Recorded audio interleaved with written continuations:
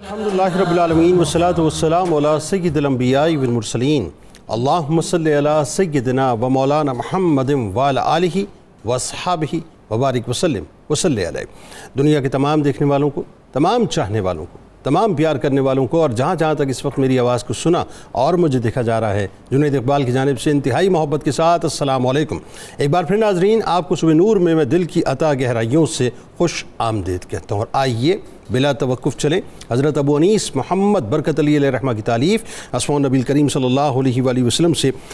رسول اللہ صلی اللہ علیہ وآلہ وسلم کا ایک اسم مبارک پڑھنے اور سننے کی سعادت حاصل کرتے ہیں۔ سیدنا اشرف الناس صلی اللہ علیہ وآلہ وسلم، ہمارے سردار، تمام جہانوں سے اشرف، درود و سلام بھیجے اللہ آپ صلی اللہ علیہ وآلہ وسلم پر، آپ صلی اللہ علیہ وآلہ وسلم کی آل پاک پر، اور صحابہ کرام رضوان اللہ تعالیٰ علیہم اجمعین پر۔ بڑی کمال حدیث پاک ہے، ذرا دل کی سماعتوں سے اسے سن لیجئے کہ تب حضرت جبرائیل علیہ السلام حضور نبی کریم صلی اللہ علیہ وآلہ وسلم کی بارگاہ اقدس میں حاضر ہوئے اور عرض کرنے لگے کہ یا رسول اللہ صلی اللہ علیہ وآلہ وسلم، میں نے مشرق کو مغرب کو الٹ پلٹ کر دیکھا، لیکن آپ صلی اللہ علیہ وآلہ وسلم جیسا حسین،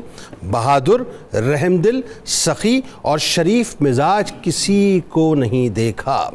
ناظرین جڑے رہیے آج ہمارے ساتھ، کیونکہ ظاہر اب واقعات کربلا کا تسلسل ہے، تو آج انشاءاللہ خاندان بنو ہاشم کے کردار پر، ان کی قربانیوں پہ بات کریں گے۔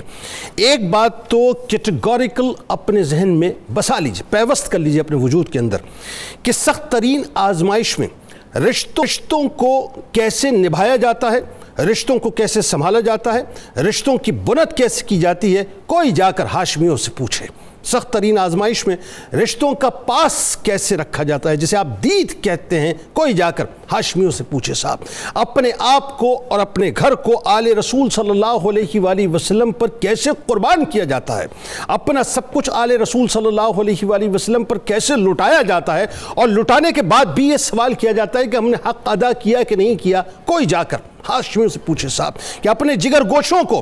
امام علی مقام امام حسین علیہ السلام کے قدمین شریفین پر قربان کیسے کر دیا جاتا ہے، کوئی جا کر ہاشمیوں سے پوچھے جا کر کوئی ہاشمیوں سے کہ وفاؤں کی داستانوں کو کیسے رقم کیا جاتا ہے، جانثاروں کی داستانوں کو کیسے رقم کیا جاتا ہے، رسول کریم صلی اللہ علیہ وآلہ وسلم کی آل سے محبت کی داستانوں کو کیسے رقم کیا جاتا ہے، اور رسول اللہ صلی اللہ علیہ وآلہ وسلم کی آل سے کمٹمنٹ کی داستانوں کو کیسے رقم کیا جاتا ہے، کوئی جا کر ہاشمیوں سے پوچھے، کوئی جا کر کہ اس وعدے کو، جس وعدے کو، بہت غور طلب بات ہے ناظرین، یہ معاملہ صرف کربلا 61 ہجری کا نہیں ہے، اس معاملے کی ابتدا تو مکے کی فضاؤں سے ہوئی تھی، مکے کی گلیوں سے ہوئی تھی، لہذا اس وعدے کو، جس وعدے کو جناب ابو طالب علیہ السلام نے مکے پاک کی گھاٹیوں میں اپنے بھتیجے سے کیا تھا، اس وعدے کو وفا 61 ہجری میں کربلا کے میدان میں کیسے کیا جاتا ہے، کوئی جا کر ہاشمیوں سے پوچھے صاحب۔ کہ جناب ابو طالب علیہ السلام، اگر میں یہ کہوں کہ قربانیوں کی اور جانثاریوں کی اور کمٹمنٹ کی اور وفاؤں کی اگر کوئی کتاب ہو، تو اس کا مقدمہ، یا یوں کہیے کہ اس کا سرنامہ کلام اگر کسی ہستی نے لکھا ہے تو جناب ابو طالب علیہ السلام نے لکھا ہے کہ ان کا یہ جملہ آج بھی ناظرین، آج بھی وفاؤں کا ایک ایسا مینار ہے کہ جس نے پورا کنڈک دے دیا کہ سرکار مدینہ صلی اللہ علیہ وآلہ وسلم پیارے بھتیجے ہیں اور پیارے چچا جان دیکھ رہے ہیں کہ کفار مکہ اس وقت مکمل طور پہ تلے بیٹھے ہیں کہ رسول کریم صلی اللہ علیہ وآلہ وسلم کو معاذ اللہ شہید کر دیں، تھریٹ پر تھریٹ ہیں، تھریٹ پر تھریٹ ہیں، تھریٹ پر تھریٹ ہیں، اور عالم یہ ہے کہ مستقل ان کو پریشر کیا جا رہا ہے۔ اور اس وقت جناب ابو طالب علیہ السلام نے ایک جملہ فرمایا تھا کہ بیٹے جاؤ اور جیسے تمہارا دل چاہے تبلیغ کرو، خدا کی قسم میں کسی بھی چیز کے عوض تمہیں ان کے حوالے نہیں کروں گا۔ چشم فلک نے دیکھا ناظرین کہ مکے کی گلیاں ہوں یا شیبی ابی طالب کے 3 برس ہوں، آل رسول صلی اللہ علیہ وآلہ وسلم کا معاملہ تو بہت بعد میں جا کے آتا ہے نا۔ سرکار علیہ السلام پر جناب ابو طالب علیہ السلام اور بنو ہاشم، عبد مناف، یہ ساری جتنی بھی یوں کہیے کہ سنہری لڑیاں ہیں، یہ سب سرکار علیہ السلام پر قربان ہونے کو تیار رہیں، یہاں تک کہ بدر سے لے کے جنگ موتا تک اٹھا لیجئے تاریخ کو، آپ کو بنو ہاشم اپنے آپ کو سرکار علیہ السلام پر قربان ہوتے ہوئے نظر آئیں گے۔ اور وہاں بھی بات نہ رکی ناظرین، جنگ موتا سے نکلیے اور پھر جائیے 61 ہجری میں میدان کربلا میں، اور میدان کربلا میں تو بعد میں جائیے نا، پہلے تو مدینہ پاک میں جائیے کہ جس وقت ان کو پریشر دے کر مدینہ پاک چھوڑنے پر مجبور کیا گیا تو بنو ہاشم نے ساتھ نہ چھوڑا، مکے پاک گئے، مکے پاک کو چھوڑنا پڑا، بنو ہاشم نے ساتھ نہ چھوڑا، راستے میں چلتے رہے، ہر منزل پر رکتے رہے، یہاں تک کہ پتہ چل گیا کہ کوفی وفا نہیں کریں گے۔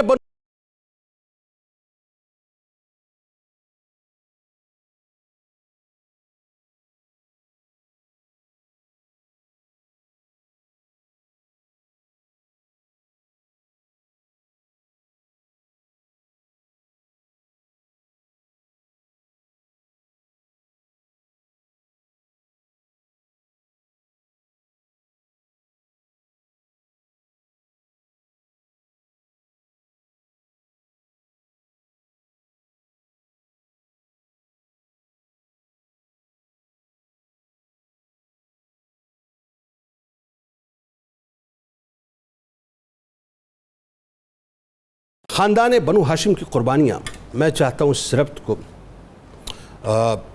آپ تاریخ کے ان پنوں سے نکالیں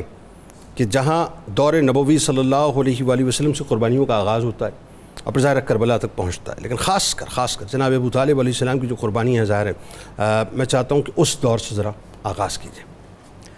بہت شکریہ جنید بھائی، اللہ تبارک و تعالی ہماری اس حاضری کو ان مقدس ہستیوں کی بارگاہ میں قبول فرمائے۔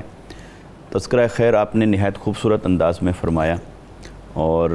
جس طرح وفاؤں کے مرکز کو آپ نے بیان کیا اور وفاؤں کی کشش جو ہے اس کو بیان کیا، یقیناً یہی آج میں سمجھتا ہوں کہ ہمیں اس کی ضرورت ہے۔ اپنے فیملی سسٹم کو بھی اگر ہم دیکھیں تو اس میں بھی ہمیں ضرورت ہے۔ دیکھیے، جہاں تک خاندان بنو ہاشم کا تعلق ہے، اللہ تبارک و تعالی نے حضور نبی اکرم صلی اللہ علیہ وسلم کو جس خاندان میں رکھا اور پھر جس خاندان کو آپ کے وجود مسعود سے آگے پھیلایا، یقیناً وہ خاندان کائنات انسانی کا چنیدہ خاندان ہے، سب سے افضل اور اعلیٰ خاندان ہے، اور اللہ تبارک و تعالی نے انہیں وہ شرف، وہ فضیلت، وہ عظمت عطا فرمائی ہے کہ جو بحیثیت خاندان کے کسی اور کے حصے میں نہیں آئی ہے۔ اور اس اعتبار سے جب ہم دیکھتے ہیں تو قرآن مجید کی وہ آیت مبارکہ جس میں اللہ رب العزت نے ارشاد فرمایا قُلْ لَا أَسْأَلُكُمْ عَلَيْهِ أَجْرًا إِلَّا الْمَوَدَّةَ فِي الْقُرْبَى، کہ اے حبیب مکرم صلی اللہ علیہ وسلم آپ فرما دیجئے کہ میں تم سے اس دین کے پہنچانے پر، اس کے ابلاغ پر کچھ اور اجر کا مطالبہ نہیں کرتا سوائے مودت کے، فی القربہ، اپنی قرابت میں۔ اب یہاں پر مفسرین کرام نے اس کی دو قسم کی تفاسیر بیان کی ہیں۔ ایک تو یہ تفسیر بیان ہوئی ہے جو معروف ہے کہ آقا علیہ السلام اپنی قرابت اور اپنی قرابت رکھنے والوں کی مودت کو طلب فرما رہے ہیں۔ دوسرا اس تفسیر کے اندر یہ بھی اینگل ہے کہ آقا علیہ السلام قریش کو، اہل عرب کو بالعموم یوں مخاطب فرما رہے ہیں کہ تمہارے اور میرے درمیان ایک قرابت ہے، اور اس قرابت کا ایک حیا ہے، اس قرابت کے حقوق ہیں، اس قرابت کے کچھ آداب ہیں، اس قرابت کے کچھ تقاضے ہیں، تو چلو انہی قرابت کے تقاضوں کے پیش نظر ہی صحیح جو کچھ تم کر رہے ہو اس سے باز آ جاؤ۔ تو اس آیت مبارکہ سے ہمیں یہ اندازہ ہوتا ہے کہ جو قرابت ہے وہ فی نفس ہی کچھ حقوق رکھتی ہے، کچھ آداب رکھتی ہے۔ تو جہاں ایمان ایک ہمیں لڑی کے اندر پرو دیتا ہے اور پھر حق اور باطل کے تقاضے ہمارے اوپر لازم ہو جاتے ہیں کہ ہم کیا کریں، اور جہاں بھی کھڑے ہوں تو حق کا ساتھ کیسے دینا ہے اور باطل کا سامنا کیسے کرنا ہے، اور ایمان کے ساتھ کیسے کھڑے ہونا ہے اور کفر کا سامنا کیسے کرنا ہے، وہاں یہ بھی ہے کہ جہاں آپ کی قرابت آ جاتی ہے تو قرابت کا دگنا حق ہو جاتا ہے۔ اب خاندان بنو ہاشم جب ہم ان کو دیکھتے ہیں، اس آیت مبارکہ کے تناظر میں بھی دیکھیں تو ایک تو وہ رشتہ تھا جو رشتہ ہدایت ہے، جو رشتہ ایمان ہے، جو رشتہ اسلام کا ہے، دین کا ہے، پھر رشتہ قرابت کا تھا، اور خاندان بنو ہاشم نے دونوں رشتے نبھائے، اور دونوں رشتوں کو یوں نبھایا ہے کہ دونوں میں بے مثال ہوئے۔ اور اس کی داستان اگر ہم آقا علیہ السلام کی ذات اطہر سے شروع کریں، ولادت باسعادت سے شروع کریں، آپ کی شان یتیمی سے شروع کریں، پھر اعلان اور بعثت کے ساتھ پیش آنے والی مشکلات، مصائب اور آلام، اور ان میں کس طرح سے بنو ہاشم آپ کے ساتھ کھڑے ہوئے بطور قرابت کے، اس کو دیکھیں، پھر ایمان اور ہدایت کے باب میں کس طرح کھڑے ہوئے، تو وہ نظارہ تو میدان کربلا تک آ رہا ہے۔ اور یہی نقشہ آپ نے کھینچا اپنے انٹرو کے اندر، اور آپ کے سوال کا بنیادی نقطہ بھی یہی تھا۔ اب جب ہم دیکھتے ہیں تو آقا علیہ السلام جو ہی اظہار نبوت فرماتے ہیں، تب سے ہی خاندان بنو ہاشم نے آپ کے ساتھ وہ ساتھ دیا کہ جس کا نقطہ کمال ہمیں کربلا کے اندر نظر آ رہا ہے۔ حضرت ابو طالب کو دیکھ لیجئے، آپ نے جس طریقے سے کفار کے سامنے کھڑے ہو کر آقا علیہ السلام کی حمایت اور تائید کا مظاہرہ فرمایا، تاریخ انسانی کے اندر ایسی حمایت، ایسی تائید، ایسی مدد، ایسی معاونت کا کوئی دوسرا نمونہ ہمیں نہیں ملتا ہے، مل ہی نہیں سکتا ہے۔ اور دیکھیے کہ جب آقا علیہ السلام کے دادا جان کا بھی وصال ہو گیا تو پھر حضرت ابو طالب نے جس انداز میں پورے عالم کفر اور قریش کے سرداروں کے سامنے کھڑے ہو کر جس جرأت کے ساتھ، شجاعت کے ساتھ پھر قربانیاں دے کر، اپنا مال لٹا کر، اپنے اسباب لٹا کر، حتیٰ کہ شعب ابی طالب کی ساری تکلیفیں اٹھا کر جس طریقے سے آقا علیہ السلام کے ساتھ لمحہ لمحہ سایہ بن کر کھڑے رہے، تو وہ قربانی کی داستان تو کربلا میں یہی تصویر پیش کرنی تھی اس نے۔ تو کربلا تک ہم دیکھتے ہیں، تو کربلا کے اندر اگر ہم دیکھیں تو خاندان بنو ہاشم کے کتنے جوان شہید ہوئے، اس میں روایات اگرچہ تھوڑی سی مختلف بھی ہیں۔ 18 کا عدد بھی ملتا ہے، 19 کا عدد بھی ملتا ہے، 22 کا عدد بھی ملتا ہے، 24 کا عدد بھی ملتا ہے۔ اچھا، یہ 18 سے 24 تک کا جو عدد ملتا ہے بنو ہاشم کے جوان جو شہید ہوئے میدان کربلا کے اندر، یہ کون تھے؟ آپ نے نام بھی لیے، بڑے خوبصورت نام لیے، اور ان ناموں سے بھی ہمیں پتہ چلتا ہے کہ صحابہ کرام اور اہل بیت اطہار کے مابین محبتوں کا عالم کیا تھا۔ اور یہ کربلا 1-2 ہجری 3 ہجری کا واقعہ نہیں ہے، جی ہاں، 61 ہجری کا واقعہ ہے۔ تو اس میں دیکھیے کہ اگر ہم دیکھیں تو حضرت مولا کائنات کرم اللہ وجہ الکریم کے بیٹے کھڑے ہیں، جی جی، پھر آپ کے امام حسن مجتبیٰ کی اولاد ہے، امام حسین کی اولاد ہے، یا اس میں پھر آل عقیل ہے، آل جعفر ہے، اور آل جعفر ہو، آل عقیل ہو، آل علی ہو، امام حسن مجتبیٰ، امام حسین، ان سب کو اگر دیکھیں تو کون ہے؟ وہ حضرت ابو طالب، آل ابی طالب ہے۔ تو لہٰذا میں یہاں ایک جملہ میں عرض کرنا چاہوں گا کہ اگر آج کسی کو بعض اپنے دلائل کی بنیاد پر حضرت ابو طالب کے بارے میں اگر کچھ تحفظات ہیں، تو میں کہتا ہوں کہ کم سے کم ان کے جو احسانات ہیں، ان احسانات کو دیکھیے تو اس کی تاریخ میں کوئی مثال نہیں۔ سبحان اللہ۔ اور دیکھیں، اگر ایک جملے میں اگر مجھے اجازت آپ دیں، میں اس کو یوں زیوم کرتا ہوں بلا تمثیل کہ جناب ابو طالب علیہ السلام قربانیوں کا اگر ایک شجر ہے تو یہ سب کے سب اس کے پھول ہیں، بس بنیادی بات یہ۔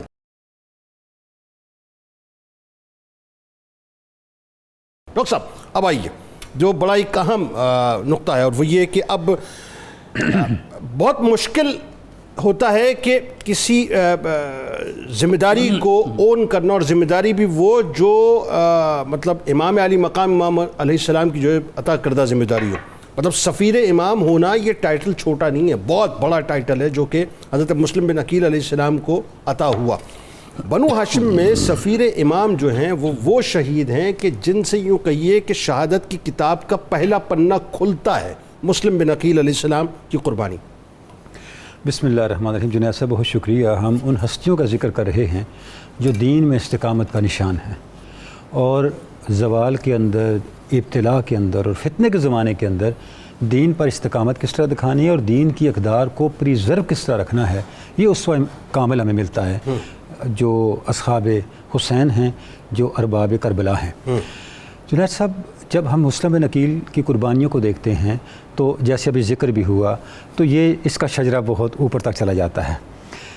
جس وقت کفار مکہ حضرت ابو طالب کے پاس آئے اور انہوں نے کہا کہ ہم یہ آفر کرتے ہیں، آپ اپنے بھتیجے کو سمجھائیں کہ اپنی دعوت سے پیچھے ہٹ جائیں، تو اس وقت سیدنا ابو طالب نے آپ صلی اللہ علیہ وسلم کو فرمایا کہ بھتیجے ان کی اس بات پہ غور کر لو۔ تو آپ نے فرمایا اگر یہ لوگ میرے ایک ہاتھ پہ چاند اور ایک پہ سورج لا کے رکھ دیں، میں اپنے راستے سے نہ ہٹوں گا تا وقت کہ میں اپنے مشن میں کامیاب ہو جاؤں اور اپنی جان سے چلا جاؤں۔ بالکل۔ حضرت ابو طالب نے فرمایا پھر ٹھیک ہے بھتیجے، میں آپ کے ساتھ ہوں۔ یہاں بھی ایسا ہی ہوا۔ جس وقت یزید کے برسر اقتدار آنے کے بعد حالات بدلے اور دین کی اقدار کو خطرات درپیش ہوئے، امام پاک نے ایک سٹینڈ لیا، اور درمیان میں کوفہ والے جب آئے، کوفہ جانے کا فیصلہ کیا، پتہ تھا آگے کیا ہونا ہے۔ اب دیکھیں، بنو ہاشم اور مسلم بن عقیل کی قربانیوں کا ذکر ہو رہا ہے۔ آپ نے مشورہ کیا، اکابرین نے آپ کو مشورہ دیا آپ مکہ میں رہیں، یہاں اپنی خلافت کی مہم چلائیں۔ آپ نے فرمایا نہیں، میں نے جانا ہے۔ بنو ہاشم تھے جنہوں نے کہا آپ کے ساتھ ہیں، جو بھی آپ فیصلہ کریں۔ یہاں بھی امام پاک نے وہی فرمایا کہ میں نے اب عزم کر لیا ہے، یعنی جان جاتی ہے تو جائے۔ جس طرح سرکار مدینہ صلی اللہ علیہ وسلم نے کفار کو جواب دیا تھا، وہی یزید کے اقتدار کے سامنے موقف تھا امام حسین کا۔ اللہ اکبر۔ اور جس طرح سیدنا ابو طالب نے آپ صلی اللہ علیہ وسلم کے ساتھ کھڑے ہو گئے کفار مکہ کے سامنے،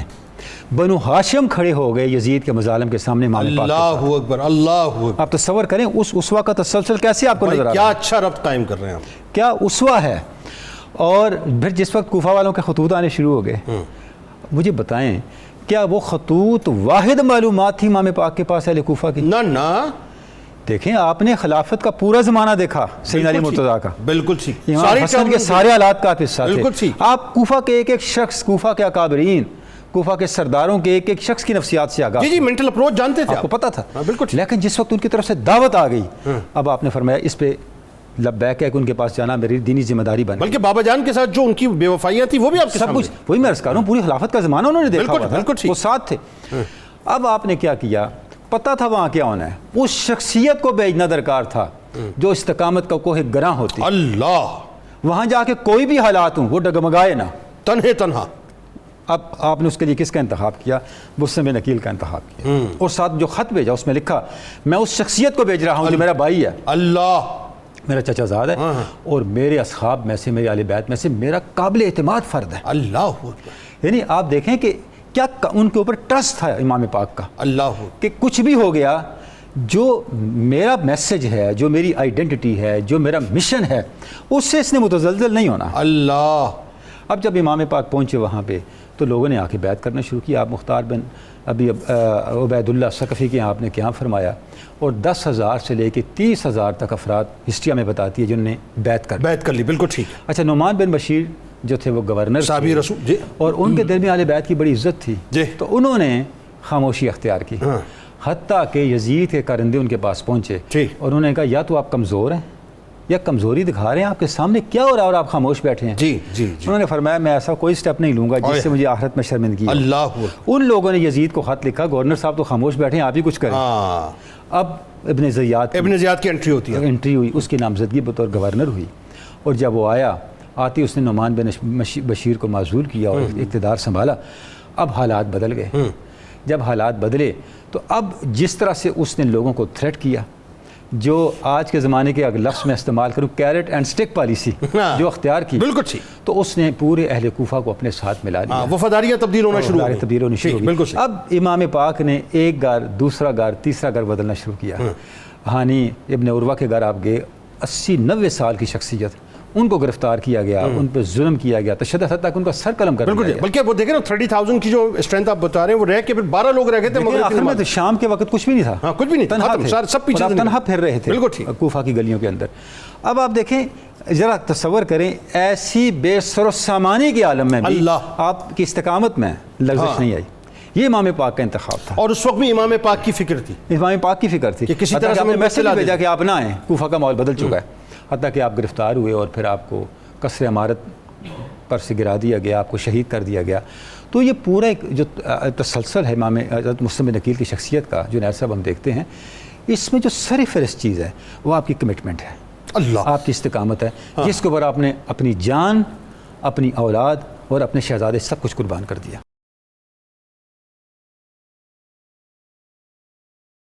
کربلا سے پہلے جو پہلا پنہ لکھا گیا وہ مسلم بن عقیل علیہ السلام کی شہادت کا، اور پھر جیسے ہی دوسرے ورق پہ نگاہ جاتی ہے ہماری تو پھر آپ ہی کے گھر سے شہادتوں کا آغاز ہو رہا ہے. آپ کے 2 شہزادے، 2 پھول، ان کو شہید کر دیا گیا. ذرا میں چاہتا ہوں ان کی بھی دردناک کہانی جو ہے ذرا بتائیے. بسم اللہ الرحمن الرحیم. جناب والا، جس طرح آپ نے خود ارشاد فرمایا کہ یہ جو سلسلہ ہے خیر و برکت کا، وفا کا، قربانیوں کا، یہ حضرت سیدنا ابو طالب علیہ السلام سے شروع ہوتا ہے. اور آپ کے جو مشہور اشعار ہیں جو آپ نے مکے کے چوک میں کھڑے ہو کے ان سارے سرداروں کو سنائے تھے، آپ نے ارشاد فرمایا واللہ لن یصلوا الیک بجمعہم حتی اوسد فی التراب دفینا، کہ اللہ کی عزت کی قسم تم کبھی بھی محمد رسول اللہ تک نہیں پہنچ سکتے یہاں تک کہ میں زمین میں دفن کر دیا جاؤں.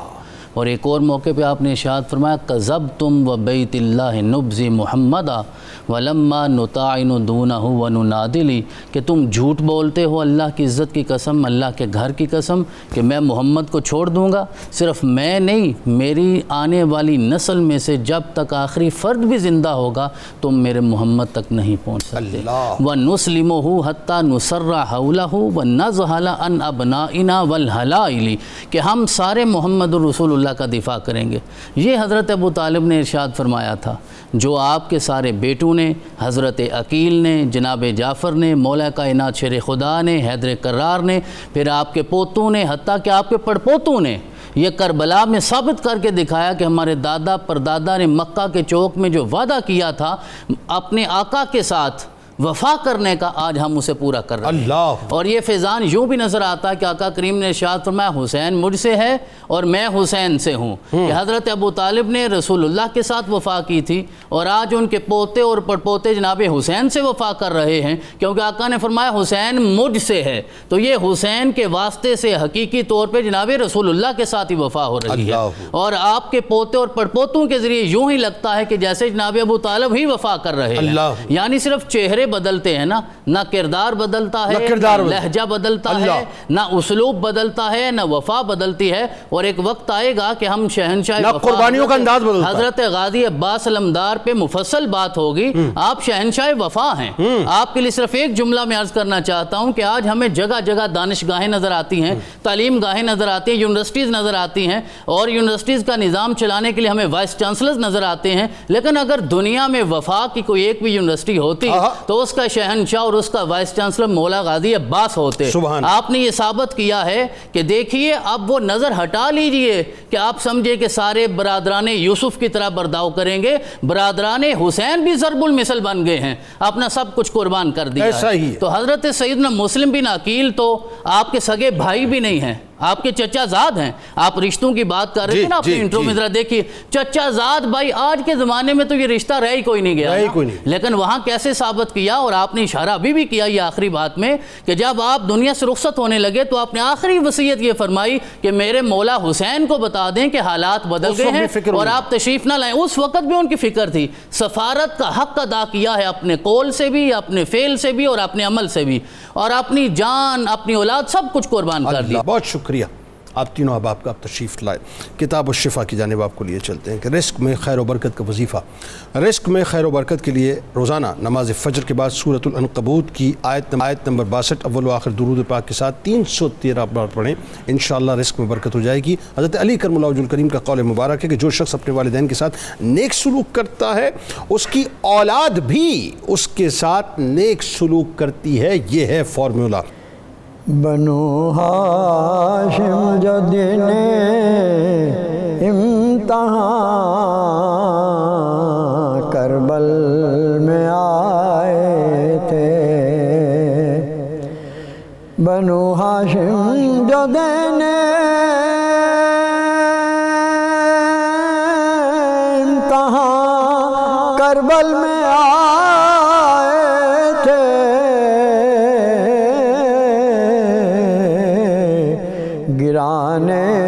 کفر پر وہ بجلیاں کربل میں آئے تھے، گرانے کفر پر وہ بجلیاں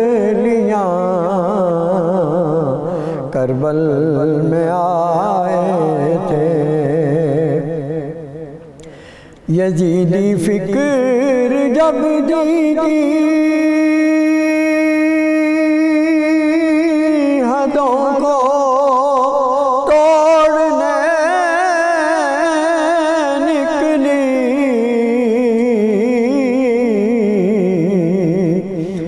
یزیدی فکر جب جیتی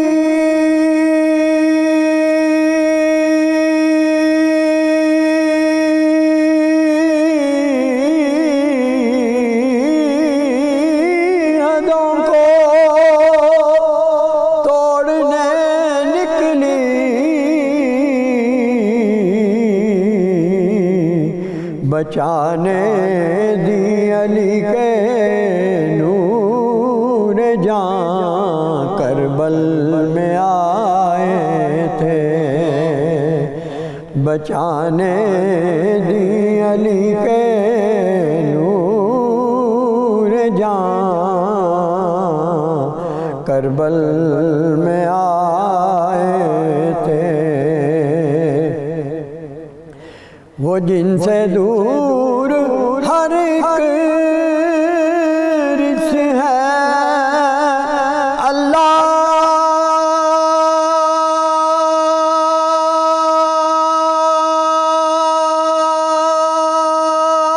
نے فرمایا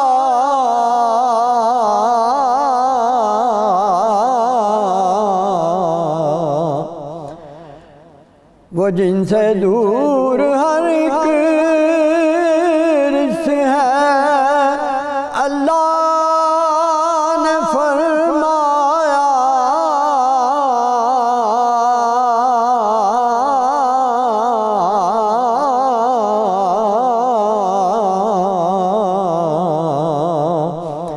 مٹانے گمرہی اس کے سب نشان کربل میں آئے تھے مٹانے گمرہی کے سب نشان کربل میں آئے تھے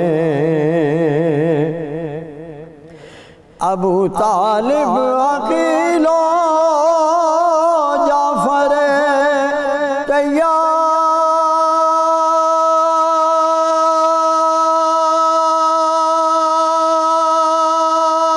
تیار کے پیارے ابو طالب عقیل و جعفر تیار کے پیارے وہ ساجد دین حق پاسباں کربل میں آئے تھے وہ ساجد دین حق پاسباں